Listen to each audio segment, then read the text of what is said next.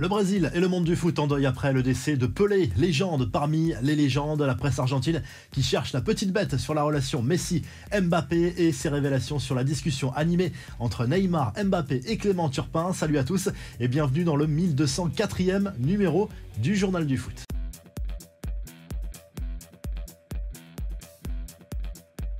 Et honneur bien évidemment au roi Pelé, celui qui est considéré par beaucoup comme le plus grand footballeur de l'histoire, est décédé à l'âge de 82 ans des suites d'un cancer. Edson Arantes do Nascimento, de son vrai nom, avait remporté 3 Coupes du Monde durant sa carrière en 1958, en 1962 et en 1970. La première à l'âge de 17 ans, un exploit qu'aucun autre joueur n'a réalisé. 3 titres pour l'ancienne star de la Seleção. Pelé, c'est aussi plus de 1200 buts en carrière, même si les chiffres diffèrent selon les sources. Il a passé quasiment toute sa carrière à Santos, au Brésil, avant de la terminer du côté des États-Unis. Le gouvernement brésilien a décrété 3 jours de deuil national jusqu'à ses obsèques programmées mardi. C'est l'ensemble du monde du football, des stars du foot, qui lui rendent hommage quelques heures après son décès, de Neymar à Ronaldo, en passant par Platini, Zidane, Messi ou encore Kylian Mbappé. Tous ont voulu saluer son immense carrière. Les infos et rumeurs du mercato: Didier Deschamps devrait bien rester à la tête des Bleus.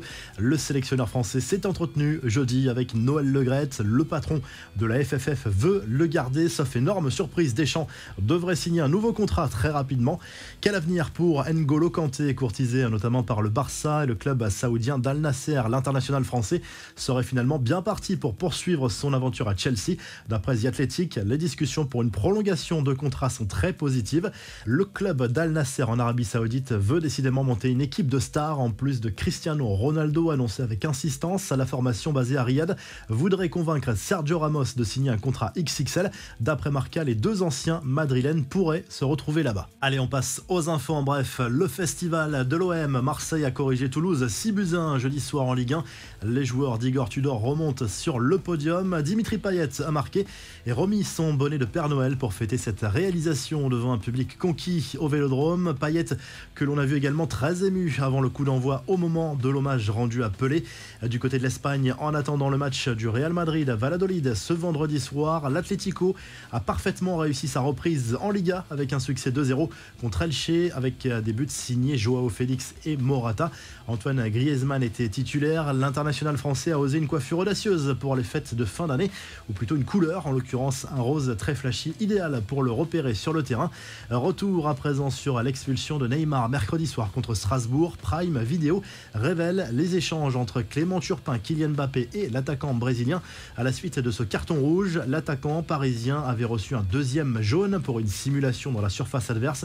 Vous ne pouvez pas donner rouge, il n'a rien dit, il n'a rien demandé, lance alors Kylian Mbappé à Clément Turpin, alors que Neymar, lui, s'approche un peu trop près pour demander des explications. Sortez, Gozer lâche alors l'arbitre de la rencontre.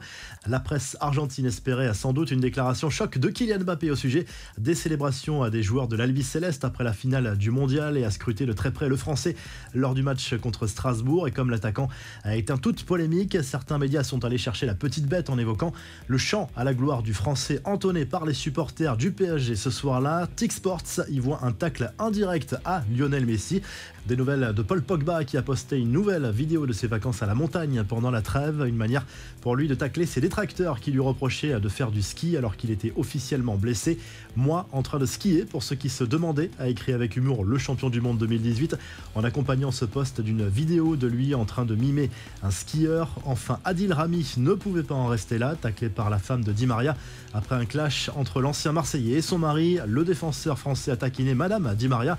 Bon alors, Jorgelina, lui, il m'apprend à pleurer et toi, tu lui apprends la nouvelle, a écrit Rami, qui faisait référence ici à une demande d'amis de cette dernière. La revue de presse, hommage unanime bien sûr de la presse internationale pour Pelé, décédé auprès de ses proches jeudi, à l'image du journal L'Équipe qui propose cette très belle une avec ce titre: Pelé, il était un roi. Plusieurs générations seront marquées par l'international brésilien, y compris ceux qui ne l'ont jamais vu jouer. Du côté du Brésil, forcément, l'émotion est immense au lendemain du décès côté de la légende de la Seleção, le journal Extra consacre une très belle une justement appelée triple champion du monde en 58, 62 et 70 avec cette photo de dos avec son célèbre numéro 10 et une couronne sur la tête. Du côté de l'Espagne, le journal Marca propose également une de Pelé avec son nom en grand et une photo légendaire issue du mondial 1970 au cours duquel Pelé a remporté son 3e titre mondial. Et du côté de l'Angleterre, The Guardian